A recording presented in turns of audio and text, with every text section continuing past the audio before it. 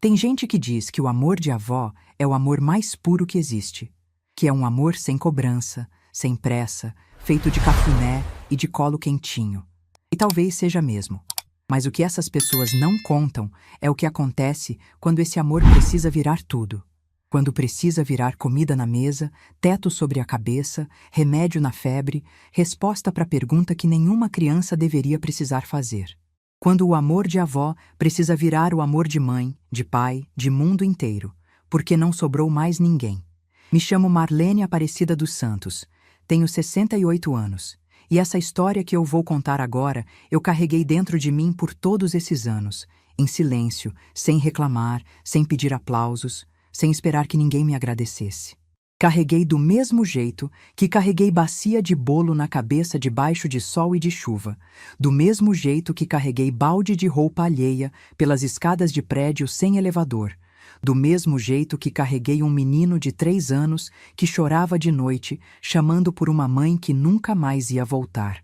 Hoje eu estou sentada na minha poltrona, no meu apartamento em Uberlândia, com meu cafezinho na mão, olhando a cidade se acender pela janela.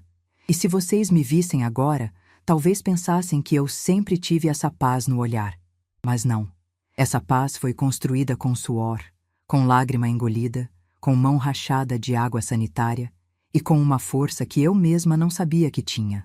Essa paz tem nome. Se chama Gabriel, meu neto. Meu menino. O filho que a vida me deu pela segunda vez. Mas para vocês entenderem o que aconteceu no dia da formatura dele, e por que aquele homem saiu do salão sem olhar para trás, eu preciso voltar ao começo. E o começo dessa história não é bonito.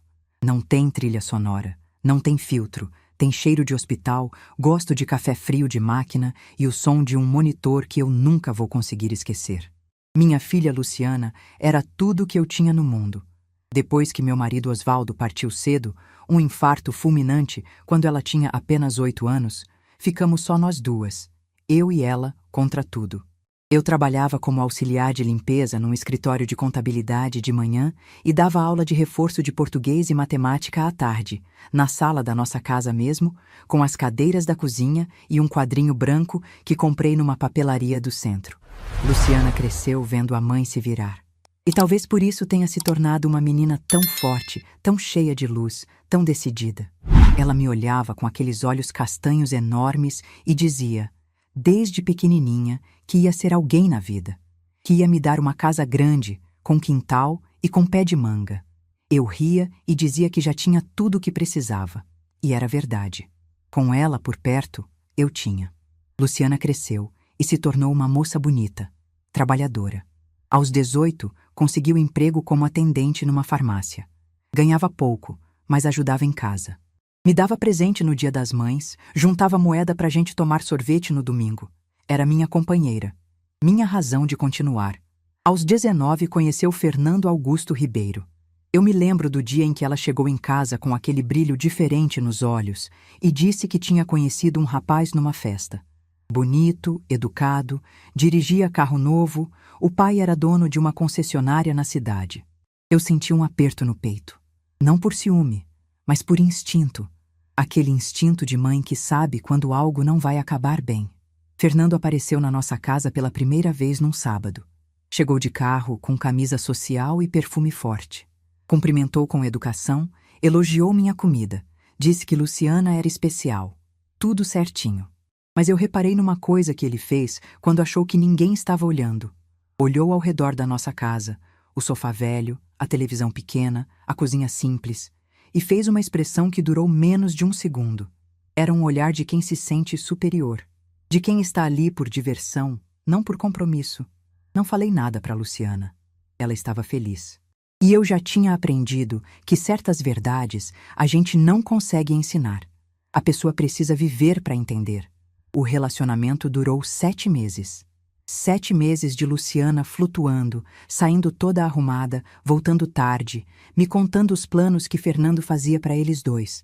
Viagem, apartamento, casamento, tudo muito lindo, tudo muito no ar.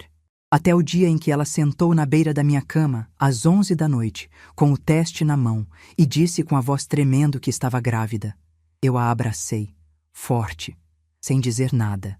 Porque antes de qualquer pergunta, antes de qualquer medo, minha filha precisava saber que não estava sozinha. No dia seguinte, Luciana contou para Fernando.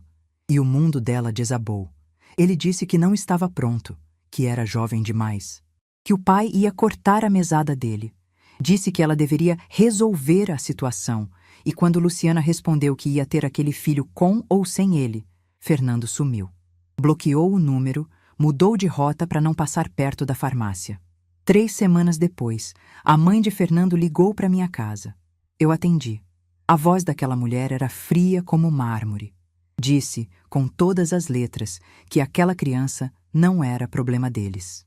Que se Luciana achava que ia tirar dinheiro da família, estava muito enganada. Que o filho dela tinha um futuro pela frente e não ia jogar fora por causa de uma aventura. Eu escutei tudo em silêncio. Quando ela terminou, eu disse apenas uma coisa. A senhora vai se lembrar dessa ligação um dia. E nesse dia, as palavras que a senhora disse vão pesar mais do que qualquer herança que a senhora pense que tem para deixar. Desliguei o telefone. Minhas mãos tremiam, mas minha voz não tremeu. Gabriel nasceu numa madrugada de março, no hospital público. 8 horas de trabalho de parto, com Luciana segurando minha mão tão forte que deixou marca roxa nos meus dedos. Quando aquele menino chorou pela primeira vez, eu chorei junto. Ele era pequeno, vermelhinho, com uma penugem escura na cabeça. Era a cara da Luciana. Era a continuação da minha filha. Nos primeiros 3 anos, Luciana tentou dar conta de tudo. Trabalhava, eu cuidava do Gabriel. Ela saía às 7 da manhã e voltava às 7 da noite, exausta, mas sempre com um sorriso para o filho. Fernando aparecia de vez em quando. A cada 3, 4 meses, surgia com um brinquedo barato, ficava 30 minutos, tirava uma foto e sumia. Nunca pagou pensão. Nunca levou para consulta. Gabriel nem sabia quem ele era. Chamava de moço. E toda vez que Fernando ia embora, Luciana ficava calada o resto da noite, com os olhos vermelhos. Foi numa noite de novembro, numa terça-feira chuvosa, que tudo mudou para sempre. Luciana estava voltando do trabalho de moto. Uma moto velha que ela tinha comprado parcelada, porque o ônibus atrasava demais e ela perdia tempo que podia estar com o Gabriel. A chuva estava forte, a pista estava escorregadia e um carro avançou o sinal na esquina da Avenida Rondon Pacheco. Eu estava em casa dando banho no Gabriel quando o telefone tocou. Era o hospital. A voz do outro lado era profissional, controlada, mas eu senti na primeira palavra que minha vida estava prestes a partir ao meio. Cheguei ao hospital com Gabriel no colo, enrolado num cobertor. Dona Zilda, minha vizinha, me levou de carro. Eu não conseguia pensar, mal conseguia respirar. Quando entrei naquele corredor branco, com aquele cheiro de desinfetante que gruda na gente, vi o médico vindo na minha direção e soube, antes dele abrir a boca, o mesmo olhar que eu vi no rosto do meu marido antes dele fechar os olhos pela última vez. Luciana estava na UTI. O estado era gravíssimo. Ter ferimentos graves e complicações internas. Eu não conseguia entrar para ver ela naquela noite. Fiquei na sala de espera, com Gabriel dormindo no meu colo, abraçado com o ursinho de pelúcia que a Luciana tinha dado para ele no aniversário de 2 anos. Foram 11 dias. 11 dias indo e voltando daquele hospital, deixando Gabriel com Dona Zilda, sentando naquela cadeira de plástico, rezando, implorando. 11 dias segurando a mão dela quando me deixavam entrar, sussurrando que o Gabriel estava bem, que ela precisava ficar forte. Mas numa madrugada de quinta-feira, às 4h12 da manhã, o monitor fez aquele som contínuo que aparece nos filmes, só que ali não era filme. Ali era a minha vida. Era a minha filha. Era metade de mim que estava partindo. Eu estava sozinha com ela. Segurei a mão da Luciana até ela esfriar. E quando a enfermeira entrou e desligou o monitor, fui até o banheiro do corredor, tranquei a porta e chorei de um jeito que eu não sabia que era possível. Um choro que vinha do estômago, que subia pelo peito, que saía sem som. Um choro de mãe. O pior choro que existe. Quando saí daquele banheiro, lavei o rosto, olhei no espelho e disse para mim mesma: você tem um neto de 3 anos que precisa de você. Você não tem o direito de desmoronar. Voltei para casa. Gabriel estava dormindo no sofá da Dona Zilda, abraçado com o ursinho. Peguei ele no colo, levei para nossa casa, deitei ele na cama da Luciana, porque ele só dormia sentindo o cheiro da mãe no travesseiro, e fiquei sentada ao lado dele a noite inteira, velando, como se pudesse proteger aquele menino de tudo que viria depois. Na manhã seguinte, Gabriel acordou, me olhou com aqueles olhos enormes e perguntou: Vó, a mamãe já voltou? Eu engoli o choro, engoli a dor. Engoli tudo que uma pessoa consegue engolir. E respondi: A mamãe precisou fazer uma viagem muito longa, meu amor. Mas ela deixou a avó aqui para cuidar de você. E a avó não vai sair do seu lado. Nunca. Ele me olhou por um longo tempo, como se estivesse decidindo se acreditava ou não. Então encostou a cabeça no meu peito, segurou minha blusa com a mão pequenininha e fechou os olhos. Naquele momento, algo mudou dentro de mim para sempre. Eu não era mais só a avó do Gabriel. Eu era tudo que ele tinha no mundo. E ele era tudo que eu tinha. 3 dias depois do velório, procurei Fernando. Liguei para o celular dele.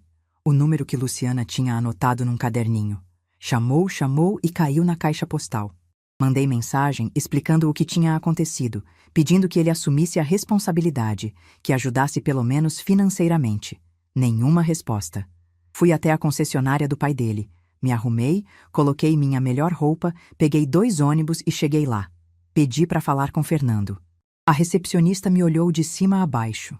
Uma senhora de quase 50 anos, com sapato gasto e bolsa de feira, e disse que ele não estava. Mas eu vi o carro dele no estacionamento. Esperei 40 minutos sentada num sofá de couro branco, cercada de carros novos brilhando. Fernando apareceu com cara de quem tinha acabado de ser incomodado. Não perguntou como eu estava. Não perguntou pelo Gabriel. Só disse: O que a senhora precisa? Eu disse que a mãe do filho dele tinha partido, que Gabriel precisava de um pai, que ele tinha responsabilidades legais e morais com aquela criança. Fernando ouviu tudo sem expressão nenhuma, como quem ouve a previsão do tempo. E no final, disse que ia falar com o advogado da família e resolver tudo. Uma semana depois, o advogado dele me procurou. Não era para assumir o Gabriel. Era para apresentar um documento em que Fernando abria mão da guarda. Oficialmente. Definitivamente. Assinado com firma reconhecida. Quando peguei aquele papel nas mãos, senti algo que é difícil de explicar. Era raiva, era tristeza, era nojo, tudo misturado com um alívio estranho. Porque agora estava claro. Agora estava preto no branco. Aquele homem não queria o próprio filho. E a partir daquele momento, eu parei de esperar qualquer coisa dele. Naquela noite, deitei na cama com aquele documento na mesinha ao lado, olhei para o teto e tomei a decisão que definiria os próximos 18 anos da minha vida. Eu ia criar aquele menino. Ia dar para ele tudo o que eu pudesse. Ia ser mãe, pai, avó e o mundo inteiro. Não por obrigação, não por pena, mas por amor. O mesmo amor que me fez criar Luciana sozinha. E se o pai do Gabriel achava que podia simplesmente assinar um papel e sumir, tudo bem. Ele podia ir. Mas um dia, e eu não sabia quando e nem como, aquele menino ia crescer, ia se tornar alguém. E nesse dia, a verdade ia aparecer sozinha, sem que eu precisasse dizer uma única palavra. O silêncio daquela noite foi o mais pesado e o mais poderoso da minha vida. Era o silêncio de uma avó que acabava de se tornar mãe pela segunda vez. E ninguém, absolutamente ninguém, estava preparado para o que viria depois. Vocês sabem o que é acordar todo dia às 4:30 da manhã. Não porque você quer, mas porque se não acordar, uma criança de 3 anos não come? Vocês sabem o que é olhar para a própria mão rachada, sangrando nos nós dos dedos, e não poder parar porque o bolo precisa ficar pronto antes das 6? Vocês sabem o que é escolher entre comprar um remédio para dor nas costas ou um pacote de leite? Pois eu sei. Eu vivi isso. Todo santo dia, durante anos. Depois que peguei a guarda do Gabriel, a primeira coisa que precisei fazer foi sair do apartamento onde morava com a Luciana. Não dava mais. Cada canto daquele lugar tinha o cheiro dela, a presença dela. A escova de dente ainda estava no copo do banheiro. O chinelo ainda estava debaixo da cama. E o Gabriel andava pela casa chamando por ela, abrindo os armários, olhando debaixo da mesa como se a mãe estivesse brincando de esconde-esconde. Eu não aguentava mais. Dona Zilda, minha vizinha, me indicou uma casinha nos fundos da casa de uma conhecida dela, no bairro Tíberi. Era um cômodo e meio, com um banheiro pequeno e uma cozinha que cabia uma pessoa de cada vez. O chão era de cimento queimado, a janela não fechava direito e no inverno o frio entrava por todas as frestas. Mas era R$ 200 por mês e era tudo que eu podia pagar. Arrumei nossas coisas, as minhas e as do Gabriel, em 4 sacolas grandes e 2 caixas de papelão. A vida inteira da gente cabia em 4 sacolas. Quando fechei a porta do apartamento pela última vez, Gabriel me puxou pela barra da saia e perguntou se a mamãe ia saber onde a gente estava morando agora. Eu respirei fundo, abaixei, olhei nos olhos dele e disse que sim, que a mamãe sempre sabia onde a gente estava. Foi naquela casinha do Tiberi que eu montei minha rotina de sobrevivência. Porque não era vida, era sobrevivência. Acordava às 4h30, acendia o fogão e começava a fazer bolo. Fubá, cenoura, laranja. Os 3 que eu sabia fazer de olho fechado e que gastavam pouco para render muito. Às 5h30, os bolos já estavam prontos, cortados em pedaços, embalados em plástico filme e organizados numa bacia de alumínio que eu equilibrava na cabeça. Saía de casa antes do sol nascer. Ia primeiro para o ponto de ônibus da avenida principal, onde os trabalhadores esperavam a condução. Vendia ali até umas 6h30. Depois caminhava até a feira do bairro, vendia mais um pouco. Quando dava 7 horas, voltava correndo para casa, acordava o Gabriel, dava café para ele, trocava a roupa dele e levava na creche municipal. Da creche, eu ia direto para a primeira faxina do dia. 2 casas, às vezes 3. Cada uma pagava entre R$ 40 e R$ 60. Eu lavava, passava, esfregava, lustrava, limpava banheiro de joelhos, tirava gordura de fogão com palha de aço, lavava quintal com balde. Minhas costas doíam tanto que no final do dia eu não conseguia me curvar para tirar o sapato. Mas não podia reclamar. Não tinha para quem reclamar. Às 5 da tarde, buscava o Gabriel na creche. Ele sempre me esperava no portão, com a mochilinha nas costas e aquele sorriso que era igualzinho ao da Luciana. Eu pegava ele pela mão e a gente caminhava de volta para casa. No caminho, ele me contava o que tinha feito no dia, os desenhos que fez, as músicas que aprendeu. E por 10 minutos, enquanto ouvia aquela vozinha falando sem parar, eu esquecia o cansaço. À noite, depois que o Gabriel dormia, começava meu segundo turno. Eu lavava roupa para fora. Tinha 3 clientes fixas que me traziam sacolas de roupa toda semana. Eu lavava tudo no tanque, na mão, porque não tinha máquina. Esfregava, enxaguava, torcia, estendia. No dia seguinte, passava tudo com aquele ferro pesado que esquentava no fogão, porque o ferro elétrico tinha queimado e eu não tinha dinheiro para comprar outro. Tinha semana que eu dormia 3, 4 horas por noite. Meu corpo vivia no limite. Desenvolvi uma dor crônica no ombro direito de tanto torcer roupa. Minhas mãos ficaram permanentemente ásperas, vermelhas, com rachaduras nos dedos que sangravam quando o tempo esfriava. Eu passava creme barato antes de dormir e usava luva para fazer faxina, mas a luva furava e a água sanitária entrava nas feridas. A dor era tanta que às vezes eu chorava sozinha no banheiro, com a torneira aberta para abafar o som, para não acordar o Gabriel. Mas sabe o que me mantinha de pé? Aquele menino, a forma como ele me olhava, como se eu fosse a pessoa mais importante do universo. E para ele, eu era. Eu era tudo. A única pessoa que ficou. Gabriel entrou na escola aos 6 anos. No primeiro dia de aula, eu coloquei nele a melhor roupa que tinha. Uma calça jeans que uma patroa me deu, já usada, mas ainda boa, e uma camiseta branca que eu alvejei 3 vezes para ficar impecável. Penteei o cabelo dele, passei perfume do meu e fui de mão dada com ele até o portão da escola. Na reunião de pais, 2 semanas depois, eu era a única avó. Todas as outras crianças tinham pai, mãe ou os 2. Gabriel tinha eu. A professora chamou os responsáveis um por um, e quando chamou o nome do Gabriel, eu levantei. Senti olhares. Não de maldade, mas de curiosidade. Uma senhora de cabelos brancos, de chinelo e blusa simples, sendo a responsável daquele menininho quieto da segunda fileira. Na saída, uma mãe se aproximou e perguntou, meio sem jeito, se eu era a avó. Eu disse que sim. Ela perguntou onde estavam os pais. Eu respondi com calma. A mãe partiu. O pai escolheu não ficar. A mulher não soube o que dizer. Abaixou os olhos e se afastou.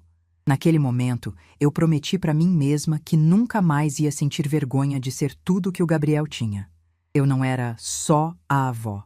Eu era tudo. E tudo era o suficiente. Gabriel tinha 7 anos quando perguntou pelo pai pela primeira vez. A gente estava assistindo televisão, uma novela que passava à noite, eu já nem lembro qual, e tinha uma cena em que um pai ensinava o filho a andar de bicicleta. Gabriel ficou quieto por um tempo e depois disse, sem tirar os olhos da tela: Vó, o meu pai mora longe? Meu coração apertou. Eu desliguei a televisão, sentei ele do meu lado e disse a verdade, do jeito que uma criança de 7 anos podia entender. Disse que o pai dele morava na mesma cidade, mas que tinha feito uma escolha diferente, que algumas pessoas não estão preparadas para ser pai ou mãe, e que isso não era culpa do Gabriel, que ele era amado, muito amado, e que não precisava de mais ninguém além de nós dois. Ele ficou calado por um tempo. Depois me olhou e perguntou: Ele não gosta de mim, vó? Eu segurei o choro e respondi: Ele não te conhece, meu amor. E quem não te conhece não sabe o que está perdendo. Gabriel nunca mais tocou no assunto. Pelo menos não comigo. Mas eu sabia que aquela pergunta ficou guardada dentro dele como uma pedra no fundo de um rio. Estava ali, quieta, pesada, mesmo quando a água corria por cima e parecia que tudo estava calmo. Quando Gabriel fez 10 anos, eu já tinha conseguido sair da casinha do Tiberi. Com muita economia, aluguei um apartamento pequeno, de 2 quartos, num prédio simples perto do centro. Não era luxo, mas tinha um quarto para o Gabriel estudar e uma cozinha de verdade onde eu podia fazer meus bolos sem esbarrar nas paredes. Gabriel tinha seu próprio espaço pela primeira vez. Colocou os livros numa prateleira que eu comprei usada e organizou tudo com um cuidado que me impressionou. Foi nesse ano que ele me disse a frase que mudou minha perspectiva sobre tudo. A gente estava jantando. Arroz, feijão e ovo frito. O cardápio de quase todas as noites. E ele largou o garfo, me olhou com aquela seriedade que não era de criança, e disse: Vó, eu vou ser médico. Vou cuidar da senhora para a senhora nunca mais precisar trabalhar. Eu ri. Não de deboche, mas de emoção. Disse que ele podia ser o que quisesse, que eu ia apoiar. Mas quando ele foi dormir, fui para o banheiro e chorei. Chorei porque aquele menino de 10 anos já carregava o peso do mundo nos ombros. Chorei porque ele não devia estar pensando em cuidar de mim. Devia estar pensando em brincar, em ser criança. E chorei porque, no fundo, eu sabia que ele era capaz. A partir dali, Gabriel estudava como se a vida dele dependesse disso. E dependia. Ele chegava da escola e ia direto para os livros. Fazia todos os deveres, pedia exercícios extras, ia na biblioteca pública toda semana e voltava com os braços cheios de livros. Os professores começaram a notar. Diziam que ele era diferente, que tinha uma disciplina rara, uma fome de aprender que não era comum numa criança da idade dele. Num Natal, Gabriel devia ter uns 11 anos, o dinheiro estava mais curto que o normal. Uma das minhas clientes de faxina tinha se mudado. Outra estava viajando e as vendas de bolo tinham caído por causa da chuva. Eu não tinha dinheiro para comprar presente. Nenhum. Tentei esconder. Disse que o presente ia atrasar, que ia chegar depois do Natal. Gabriel fingiu acreditar. Na manhã do dia 25, encontrei um envelope em cima da mesa da cozinha. Dentro tinha um papel dobrado com um desenho feito com lápis de cor. Era eu e ele, de mãos dadas, na frente de uma casa grande com pé de manga no quintal. Embaixo do desenho, ele escreveu com aquela letra redonda de criança: Pra melhor mãe-vó do mundo. Um dia eu vou te dar essa casa, prometo. Eu segurei aquele papel e chorei sentada na cadeira da cozinha por quase 1 hora. Aquele desenho valia mais que qualquer presente que o dinheiro pudesse comprar. E eu guardo ele até hoje. Está numa moldura, na parede do meu apartamento, bem na frente da minha poltrona. É a primeira coisa que eu vejo quando acordo. Gabriel entrou no ensino médio aos 15 anos, e foi aí que as coisas ficaram realmente difíceis. As notas dele eram excepcionais, e uma escola particular da cidade ofereceu meia bolsa para ele estudar lá. Meia bolsa. A outra metade eu teria que pagar. Eram R$ 400 por mês, quase metade de tudo que eu ganhava. Aceitei, sem pensar 2 vezes. Dobrei os bolos, peguei mais uma casa de faxina, comecei a fazer marmita por encomenda. Meu corpo reclamava, minhas costas travavam, meus joelhos estalavam toda vez que eu levantava. Mas cada vez que via o Gabriel saindo de casa com aquele uniforme, com a mochila cheia de livros, caminhando com a postura ereta e o olhar firme, eu sabia que cada dor valia a pena. No terceiro ano do ensino médio, Gabriel precisava de cursinho pré-vestibular para medicina. O mais barato custava R$ 800 de matrícula. R$ 800. Eu não tinha. Vendi tudo o que podia. Eletrodomésticos que não usava, roupas que não vestia mais, um ventilador, uma panela de pressão que tinha ganhado de uma patroa. Não foi suficiente. Faltavam R$ 300. Naquela noite, abri a gaveta do meu quarto e tirei uma caixinha de veludo azul. Dentro estava minha aliança de casamento. A aliança que Osvaldo colocou no meu dedo quase 40 anos antes, numa cerimônia simples na igreja do bairro. A única lembrança que eu tinha do meu marido. Fiquei olhando para aquela aliança por muito tempo. Passei o dedo nela, senti o peso, lembrei do dia em que ele disse aceito. Depois fechei a caixa, coloquei na bolsa e no dia seguinte fui numa joalheria do centro. Recebi R$ 350. Paguei a matrícula do cursinho. Gabriel nunca soube de onde veio aquele dinheiro. Pelo menos não naquela época. O silêncio que eu fiz sobre aquela aliança durou anos. E quando a verdade finalmente apareceu, apareceu no momento mais inesperado. Num palco, diante de centenas de pessoas. Mas isso vem depois. Eu vou contar para vocês o que é felicidade de verdade. Não é ganhar na loteria, não é receber elogio, não é viajar para lugar bonito. Felicidade de verdade é estar no ponto de ônibus, voltando de uma faxina, com as mãos cheirando a desinfetante e as costas travadas, e receber uma ligação do seu neto aos prantos dizendo que o nome dele está no mural, que ele passou, que ele é o mais novo estudante de medicina da Universidade Federal. Gabriel tinha 18 anos, eu tinha 62. E quando ouvi a voz dele do outro lado da linha, tremendo, engasgada de choro, eu sentei no banco daquele ponto de ônibus e chorei de um jeito que assustou as pessoas ao redor. Uma moça veio perguntar se eu estava passando mal. Eu olhei para ela com o rosto molhado e disse: "Meu neto passou em medicina." A moça sorriu, segurou minha mão e disse: "Parabéns, dona." E ficou ali comigo até eu parar de chorar. Naquela noite, preparei o jantar mais caprichado que pude. Comprei um frango inteiro, fiz arroz com legumes, abri uma lata de milho verde que estava guardada para o Natal. Coloquei a mesa com toalha, coisa que a gente quase nunca fazia. Quando Gabriel chegou em casa, com os olhos ainda inchados e aquele sorriso que ocupava o rosto inteiro, ele me abraçou na porta da cozinha e ficamos ali, parados, sem dizer nada, por um tempo que eu não sei medir. Podia ser 1 minuto, podiam ser 10. Não importava. Durante o jantar, ele ficou falando dos planos, das matérias, do que ia estudar primeiro, de como ia ser o primeiro dia na universidade. Eu ouvia tudo com o coração transbordando.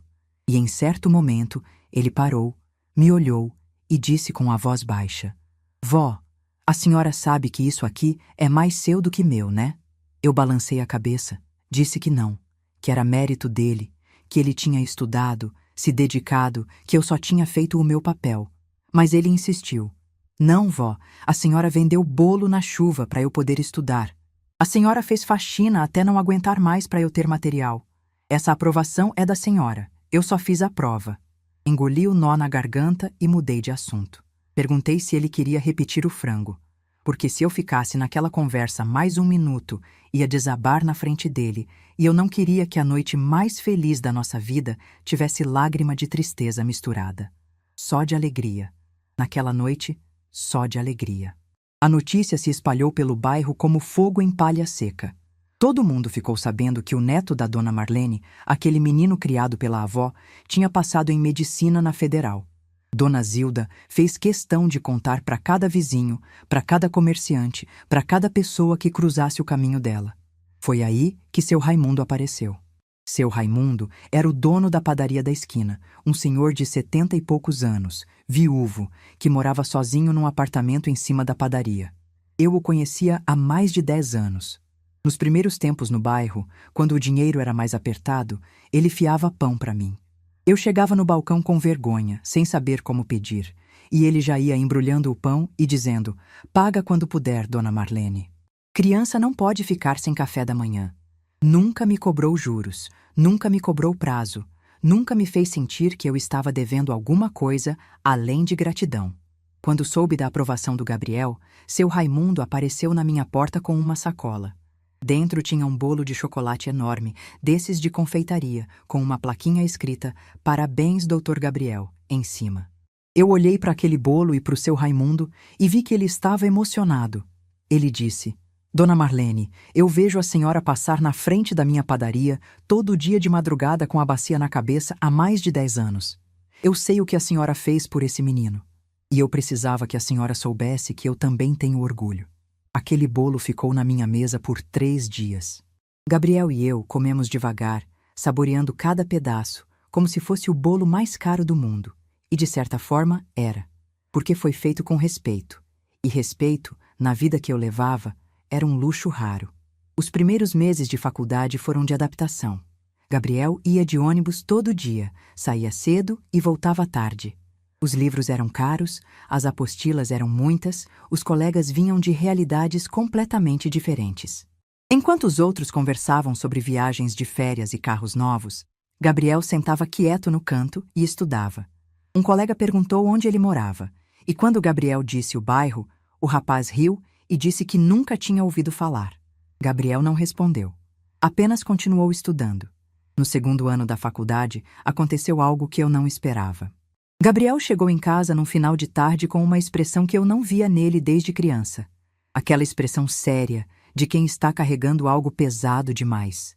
Sentou no sofá, ficou em silêncio por um tempo e depois disse: "Vó, eu vi o meu pai hoje." Meu estômago gelou. Perguntei onde. Ele disse que estava no hospital universitário fazendo estágio de observação e que Fernando tinha ido lá como acompanhante. A esposa dele estava fazendo um procedimento ambulatorial. Gabriel reconheceu ele pelo sobrenome no sistema. Ribeiro. Fernando Augusto Ribeiro. Perguntei o que tinha acontecido. Gabriel disse que não fez nada, que ficou parado no corredor, olhando aquele homem de longe e que sentiu uma coisa estranha. Não era raiva, não era tristeza, era curiosidade. Curiosidade de saber como alguém consegue passar por um corredor de hospital sem imaginar que o próprio filho pode estar ali, de jaleco branco, a poucos metros de distância. Fiquei calada, esperando ele continuar. E ele continuou. Disse que Fernando estava bem vestido, de aliança nova, conversando no celular, rindo. Que parecia um homem que tinha a vida resolvida. Um homem que dormia tranquilo toda a noite. Um homem que não perdia o sono pensando num filho que deixou para trás. Então Gabriel me olhou e fez uma pergunta que eu temia desde que ele tinha 7 anos. "Vó, ele sabe que eu existo? Ele sabe que eu estou aqui, nesse hospital, estudando medicina?" Eu respirei fundo e disse a verdade. "Ele sabe que você existe, Gabriel. Ele escolheu não saber mais do que isso." Gabriel ficou em silêncio por um longo tempo. Depois disse, com uma calma que me assustou: "Tudo bem, vó. Eu não preciso que ele saiba. Eu só preciso que a senhora saiba." Naquela noite, quando Gabriel foi dormir, eu fiquei na cozinha até tarde, com o café esfriando na mão, pensando em como a vida é feita de encontros e desencontros que a gente não controla. Fernando estava ali, na mesma cidade, frequentando o mesmo hospital onde o filho dele estudava, e nem sabia. Ou sabia e fingia que não. E eu não sei qual das duas opções dói mais. 2 semanas depois desse episódio, recebi uma ligação que quase me tirou o chão. Era de um número desconhecido. Atendi, e do outro lado uma voz feminina se identificou como Cláudia, a esposa atual do Fernando. Disse que soube por uma amiga em comum que o filho do Fernando tinha passado em medicina e que Fernando tinha ficado sabendo e que ele andava diferente desde então. Que talvez quisesse conhecer o rapaz, se aproximar. Meu coração disparou. Depois de todos aqueles anos, depois de tudo. Agora, quando Gabriel estava na faculdade de medicina, agora Fernando queria se aproximar? Eu disse para Cláudia que agradecia a ligação, mas que aquela decisão não era minha. Era do Gabriel. Que se Fernando quisesse, podia procurar o filho pessoalmente, como deveria ter feito anos atrás. que eu não ia servir de ponte entre um pai ausente e um filho que aprendeu a caminhar sozinho. Cláudia agradeceu e desligou. Fiquei esperando. Dias, semanas. Fernando nunca apareceu. Nunca ligou, nunca mandou mensagem. A coragem dele durou exatamente o tempo de uma conversa de esposa curiosa. Depois, voltou para o silêncio confortável que sempre preferiu. Contei para o Gabriel. Ele ouviu com atenção. Balançou a cabeça devagar e disse apenas: se ele quisesse me conhecer, vó, teria vindo. Telefone ele tem. Endereço ele sabe. Quem quer, vai. Quem não quer, manda recado pela esposa.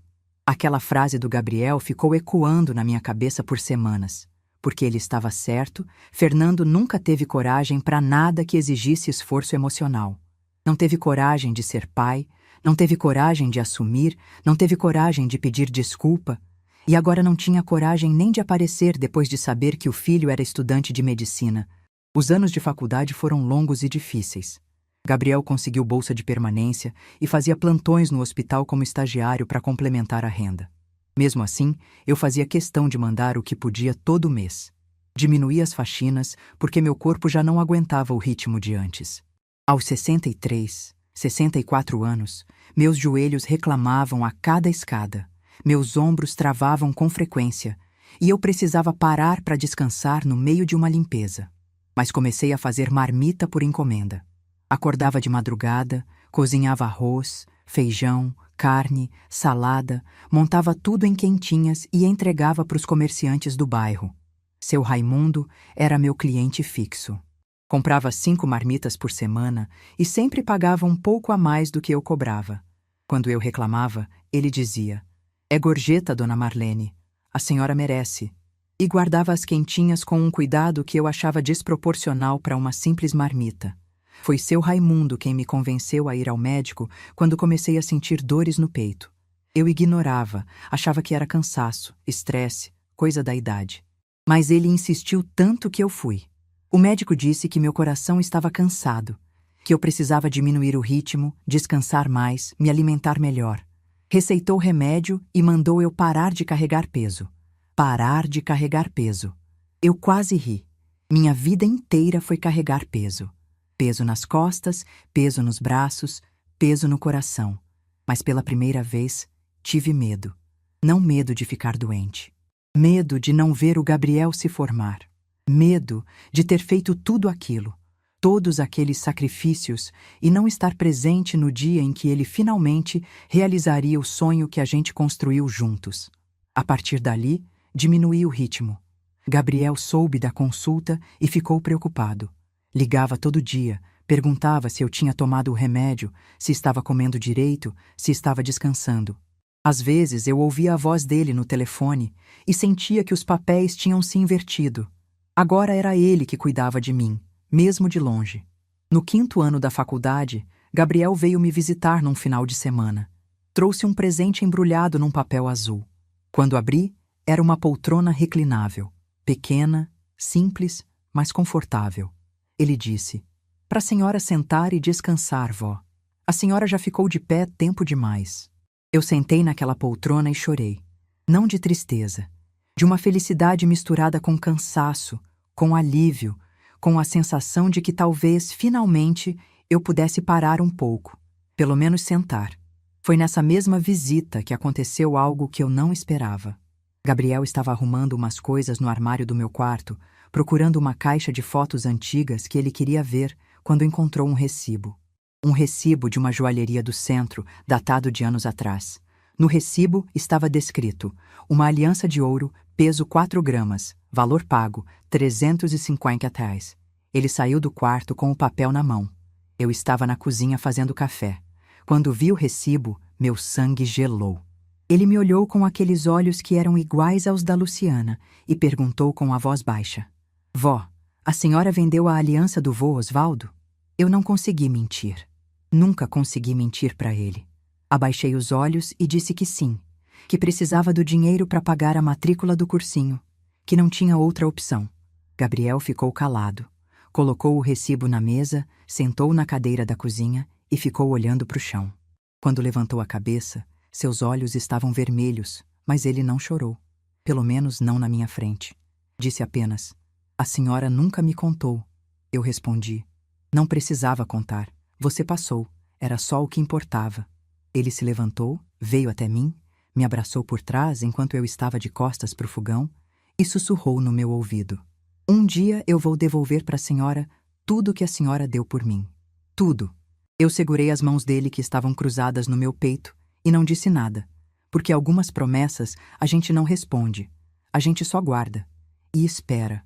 O que eu não sabia é que aquele recibo, aquela descoberta, ia mudar completamente o que Gabriel planejava para um dia muito específico. Um dia que estava chegando. O dia em que ele subiria num palco, diante de centenas de pessoas, com um microfone na mão e uma verdade que ele vinha guardando desde os 7 anos de idade. O dia amanheceu diferente. Eu abri os olhos antes do despertador tocar, como se meu corpo soubesse que aquela não era uma manhã qualquer. A luz entrava fraca pela janela do quarto, e eu fiquei deitada por alguns minutos, olhando para o teto, ouvindo os primeiros sons da cidade acordando. Passarinho no fio, ônibus ao longe, vizinho arrastando o portão. Sons normais de um dia normal.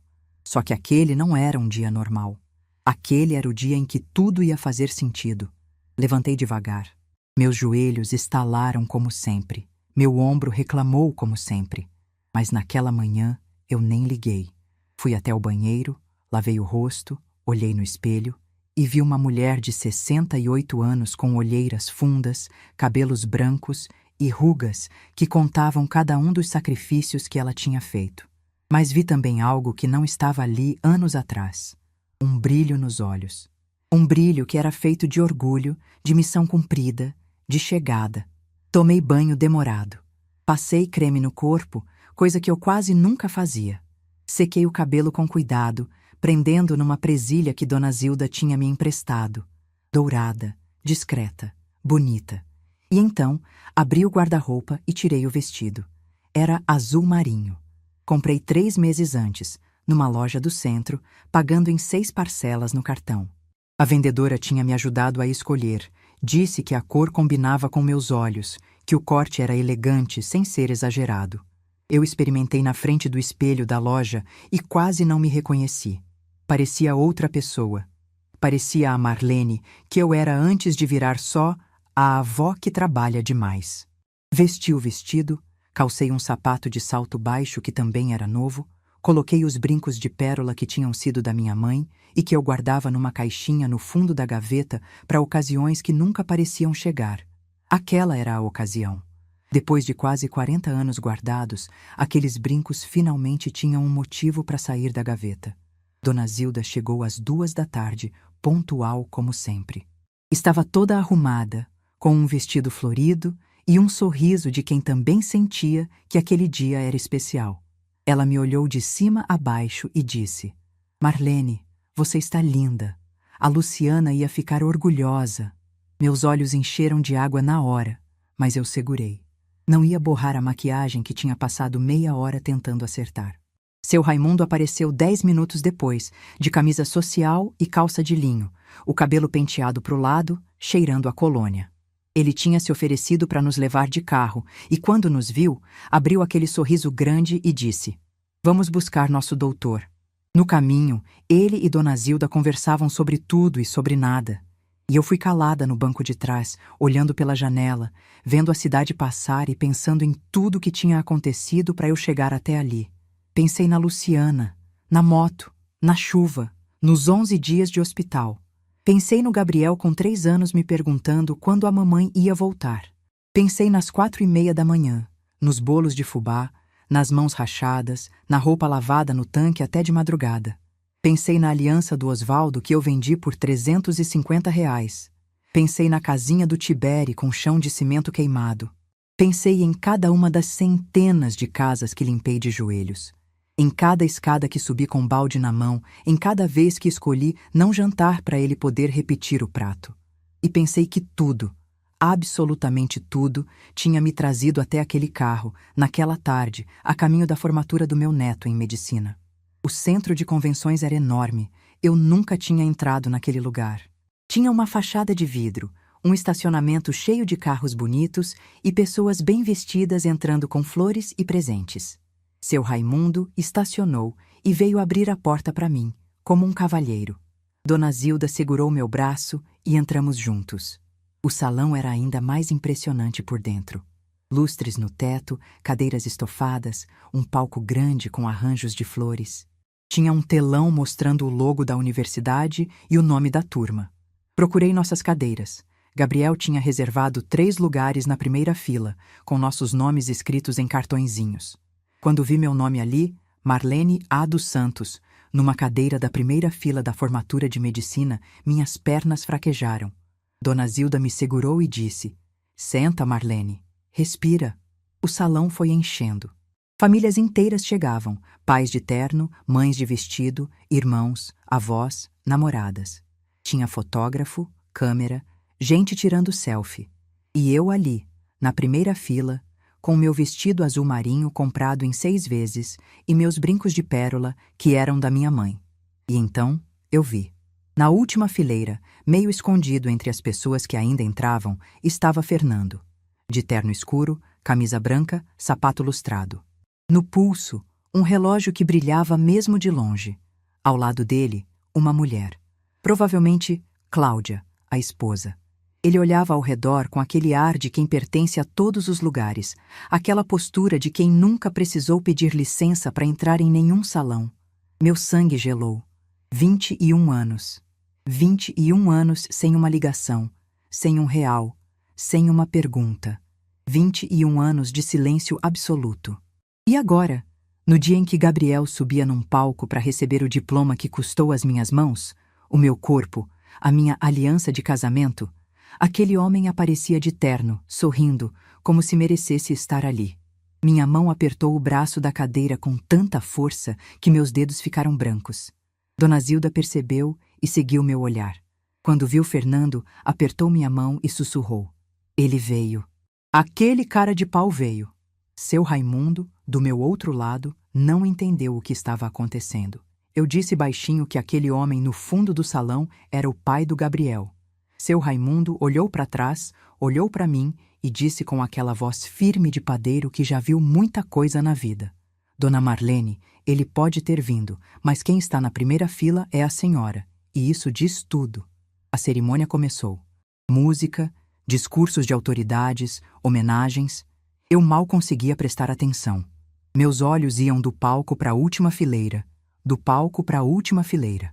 Fernando estava ali, sorridente, batendo palma nos momentos certos, como se fosse um pai orgulhoso, como se tivesse direito àquele orgulho. A cada sorriso dele, eu sentia uma coisa queimando no peito que eu precisei de toda a minha força para manter quieta. Então os formandos entraram, um por um, de beca e capelo, caminhando pelo corredor central. Quando Gabriel apareceu, meu coração parou. Ele estava lindo, alto, sorriso aberto, olhos brilhando. Caminhou com a postura ereta, a mesma postura que eu via quando ele saía para a escola com a mochila nas costas. Quando me viu na primeira fila, piscou para mim. Um gesto pequeno, discreto, que só eu entendi. Era ele dizendo: "Estou aqui, vó. Cheguei." A cerimônia avançou. Juramento, entrega de diplomas, canudo na mão, chapéu pro alto. Cada nome que chamavam, uma família levantava, aplaudia, chorava. Quando chamaram Gabriel dos Santos, eu me levantei antes de todo mundo. Aplaudia com as mãos doendo, chorava sem vergonha nenhuma. Dona Zilda gritava do meu lado, seu Raimundo assoava o nariz com o lenço. E lá no fundo, Fernando também batia palma, como se pudesse. Então chegou o momento. O reitor anunciou que o orador da turma faria seu discurso. E Gabriel subiu ao palco. Ele ajeitou o microfone, olhou para o salão inteiro, respirou fundo. Começou falando da turma, dos desafios do curso, das noites sem dormir estudando anatomia e fisiologia, das amizades que fez, dos professores que marcaram, dos pacientes que ensinariam lições que nenhum livro ensinava.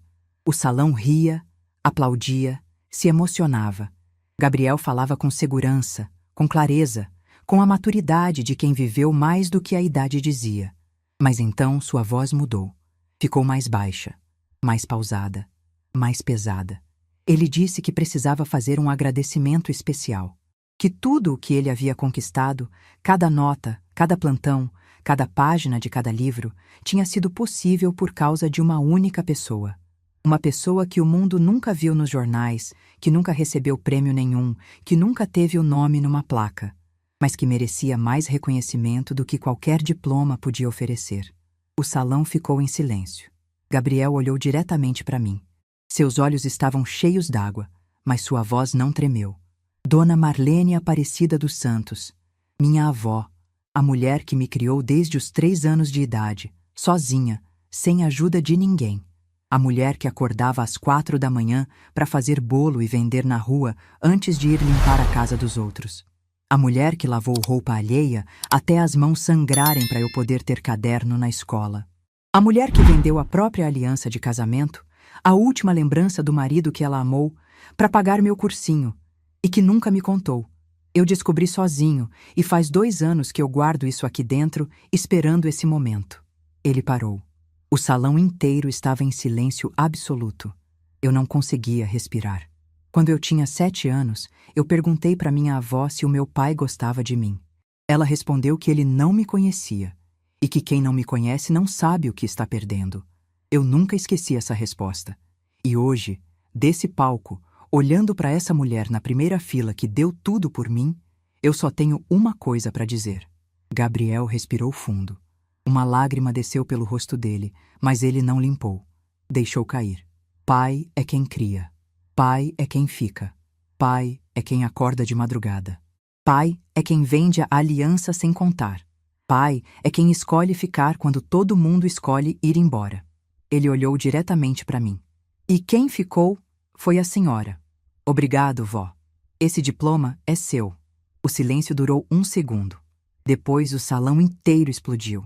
Pessoas de pé, aplaudindo, chorando, gritando. Dona Zilda soluçava no meu ombro. Seu Raimundo chorava sem disfarçar. Eu estava paralisada na cadeira, com as mãos no rosto, chorando de um jeito que eu não chorava desde a madrugada em que perdi a Luciana. Mas entre as lágrimas, eu vi. Fernando se levantou da cadeira. Seu rosto estava vermelho. As pessoas ao redor dele olhavam para ele, porque todo mundo no salão tinha entendido para quem era aquela mensagem. Cláudia puxou o braço dele, disse algo no ouvido. Ele se soltou, ajeitou o paletó com as mãos tremendo e caminhou em direção à saída. Saiu do salão exatamente como tinha saído da vida do Gabriel 21 anos antes, sem dizer uma palavra, sem olhar para trás, sem coragem. E eu, olhando aquele homem de costas desaparecendo pela porta, lembrei da frase que eu disse para a mãe dele naquela ligação, quando Gabriel ainda nem tinha nascido. A senhora vai se lembrar dessa ligação um dia. E nesse dia, as palavras que a senhora disse vão pesar mais do que qualquer herança. Eu não sei se ela estava em casa assistindo alguma coisa ou se alguém contou para ela depois. Mas eu cumpri o que prometi. Sem gritar, sem cobrar. A verdade fez o trabalho sozinha. Gabriel desceu do palco e veio direto para mim. Me abraçou com tanta força que eu senti que ia quebrar. E ali, naquele abraço, com o salão inteiro de pé aplaudindo, eu entendi que tudo, cada bolo vendido na chuva, cada roupa lavada de madrugada, cada casa limpa de joelhos, cada noite sem dormir, cada dor no corpo, cada lágrima engolida, tudo tinha sido por aquele momento. Gabriel segurou meu rosto com as 2 mãos, encostou a testa na minha e sussurrou.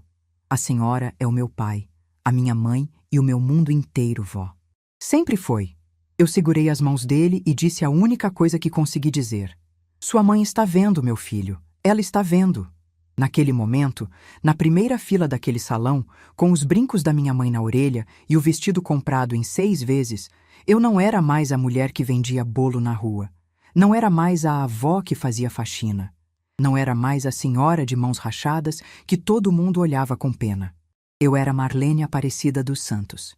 E pela primeira vez em 21 anos, eu não precisava mais ser forte, porque meu menino tinha chegado. 6 meses se passaram desde aquela noite no centro de convenções. 6 meses desde que meu neto subiu num palco, pegou um microfone e disse em voz alta o que eu carreguei em silêncio por mais de 20 anos. E se vocês me perguntassem o que mudou de lá para cá, eu diria que tudo mudou. E ao mesmo tempo, nada. Porque a Marlene que está sentada nessa poltrona agora É a mesma que vendia bolo na chuva, a mesma que lavava roupa de madrugada, a mesma que escolhia não jantar para um menino de 3 anos poder repetir o prato. Eu sou a mesma. Só que agora, finalmente, eu sei o meu valor. E isso faz toda a diferença. Gabriel trabalha como médico residente num hospital público em Uberlândia. Faz plantões longos, chega em casa exausto, mas liga para mim todo santo dia. Às vezes de manhã cedo, antes do plantão. Às vezes tarde da noite, quando sai do hospital. A primeira coisa que ele pergunta é se eu tomei o remédio. A segunda é se eu comi direito. A terceira é se eu estou sentada na poltrona, descansando. Essa poltrona que ele me deu virou o meu lugar favorito no mundo. É ali que eu tomo meu café de manhã. Ali que eu leio meus livros à tarde. Ali que eu assisto minhas novelas à noite. É ali que eu estou sentada agora, contando essa história para vocês, olhando a cidade de Uberlândia se acender pela janela, sentindo uma paz que eu passei décadas sem saber que existia. Todo mês, Gabriel deposita um valor na minha conta. Eu já disse 1000 vezes que não precisa, que tenho minha aposentadoria, que me viro bem. Mas ele insiste, diz que é retribuição. Eu digo que mãe não cobra retribuição. Ele responde que a avó que vira mãe, pai e mundo inteiro merece mais do que dinheiro pode pagar, mas que é um começo. E a gente ri, porque agora a gente pode rir. Agora tem espaço para risada. Com esse dinheiro, fiz coisas que nunca imaginei fazer. Assinei uma TV por streaming, aquelas que passam filme e série a hora que a gente quiser. Parece bobagem, mas para quem passou décadas sem ter nada de supérfluo, escolher o que assistir e na hora que quiser é uma revolução silenciosa. Comprei roupas novas, não por necessidade, mas por vontade. Pela primeira vez na vida, entrei numa loja e comprei algo só porque achei bonito. Sem culpa. Sem calcular se ia faltar para outra coisa. Dona Zilda continua aparecendo quase todo dia. A gente toma café juntas, fofoca sobre os vizinhos, assiste programa de culinária. Ela diz que eu estou mais bonita, mais descansada, que meus olhos mudaram. Eu acredito nela, porque quando me olho no espelho agora, vejo uma mulher que não via há muito tempo. Não é mais a mulher de mãos rachadas e olheiras fundas. É uma mulher de cabelo arrumado, com brinco de pérola que era da mãe, que sorri sem motivo aparente. Ou melhor, que sorri porque o motivo existe, está viva, está de pé, e o menino chegou onde precisava chegar. Seu Raimundo também continua presente. Ele aparece aqui com frequência, às vezes traz um pão doce que fez de manhã, às vezes só vem conversar. Na semana passada, ele me convidou para assistir uma peça de teatro no centro da cidade. Eu aceitei. A gente foi, sentou lado a lado, e eu percebi que estava rindo de verdade. Uma risada solta, sem peso. Quando voltamos, ele me deixou na porta do prédio e disse: Dona Marlene, a senhora merecia ter rido assim a vida inteira. Eu não soube o que responder. Só sorri. Fernando nunca mais procurou o Gabriel depois da formatura. Soube por terceiros que ele ficou abalado com o que aconteceu no salão. Que a esposa, Cláudia, fez um escândalo em casa quando descobriu toda a história, que ele tinha um filho médico que nunca tinha mencionado para ela. Parece que o casamento deles passou por uma crise séria. Mas isso não é mais da minha conta. Não sinto satisfação com o sofrimento dele. Não sinto raiva. Não sinto mais nada. E essa ausência de sentimento, vocês não imaginam como é libertadora. Sabe o que eu sinto? Indiferença. E não é uma indiferença fria, de quem guarda mágoa. É uma indiferença de quem seguiu em frente. Fernando, para mim, voltou a ser o que sempre foi para o Gabriel quando era criança. Um estranho. O moço. Aquele moço que aparecia de vez em quando, ficava 30 minutos e sumia. Só que agora, ele sumiu de vez. E ninguém sentiu falta. Outro dia, arrumando o armário do quarto, encontrei uma coisa que me fez parar tudo. No fundo de uma caixa de papelão, embaixo de roupas antigas e documentos velhos, estava o ursinho. Aquele ursinho de pelúcia que a Luciana deu para o Gabriel no aniversário de 2 anos. O mesmo que ele abraçava quando dormia na sala de espera do hospital, enquanto a mãe dele lutava. O mesmo que ele apertava contra o peito quando dormia no sofá da Dona Zilda. Peguei aquele ursinho e fiquei segurando por um tempo. Estava velho, desbotado, com o olho esquerdo faltando e a barriga meio achatada de tanto abraço. Mas ainda tinha um cheiro. Fraco, quase imperceptível, mas estava ali. Um cheiro que me levou de volta a 21 anos atrás, para aquela madrugada em que peguei o Gabriel no colo e levei para casa. E ele dormiu agarrado nesse bichinho como se fosse a última coisa que o conectava à mãe. Liguei para o Gabriel à noite e perguntei se ele se lembrava do ursinho. Ele ficou em silêncio por um momento e disse que sim, que se lembrava.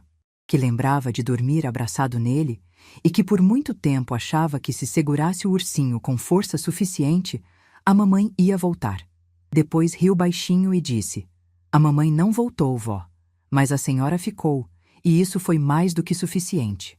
Eu guardei o ursinho numa prateleira do meu quarto, ao lado da moldura com o desenho que Gabriel fez no Natal dos 11 anos. Aquele desenho de nós dois, de mãos dadas, na frente de uma casa grande com pé de manga no quintal. E foi olhando para esse desenho, outro dia de manhã, com o café na mão, que eu percebi algo que nunca tinha percebido antes. A Luciana, quando era pequenininha, vivia dizendo que ia me dar uma casa grande, com quintal e com pé de manga. Era o sonho dela. E o Gabriel, sem nunca ter ouvido essa promessa da mãe, desenhou exatamente a mesma coisa. A mesma casa. O mesmo quintal. O mesmo pé de manga. Quando percebi isso, meus olhos encheram d'água e eu precisei colocar a xícara na mesa para não derramar. Porque não tinha como ser coincidência. Era a Luciana. Estava no sangue. Estava naquele menino desde o primeiro dia. O sonho que ela não conseguiu realizar, o filho dela carregou sem saber. E talvez, de alguma forma que eu não consigo explicar, ela estivesse ali o tempo todo. No desenho, no esforço, na teimosia, na determinação de um menino que decidiu aos 10 anos que ia ser médico, com a mesma certeza com que a mãe dele, aos 8, decidiu que ia ser alguém na vida. Gabriel me visita a cada 2 semanas. Quando vem, a gente cozinha juntos. Eu ensino as receitas que a Luciana gostava e ele anota tudo num caderninho, com a mesma letra caprichada que tinha quando era criança. Fazemos arroz com legumes, frango ao molho, bolo de fubá. A cozinha fica cheia de vapor, de cheiro bom, de conversa. E nesses momentos, eu olho para ele de jaleco pendurado na cadeira, com as mãos que agora cuidam de gente, e penso que essas mesmas mãos, há 20 anos, seguravam a barra da minha saia para não se perder de mim no caminho da creche. Semana passada, durante uma dessas visitas, Gabriel me disse que está pensando em comprar um apartamento maior para mim.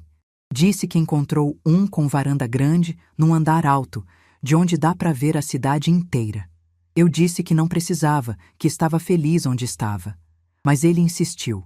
Vó, a senhora passou a vida inteira morando no que era possível. Agora, eu quero que a senhora more no que a senhora merece.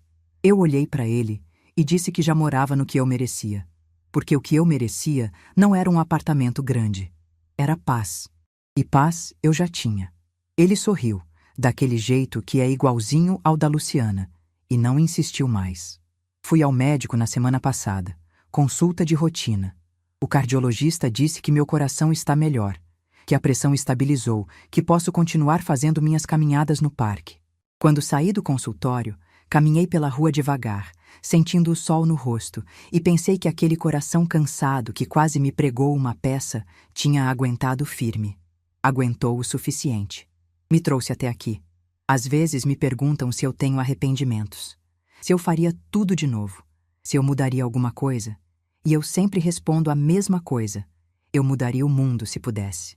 Faria ele ser mais justo com as mulheres que criam filhos sozinhas, com as avós que viram mães de madrugada, com as pessoas que carregam famílias inteiras nas costas sem nunca receber um obrigado.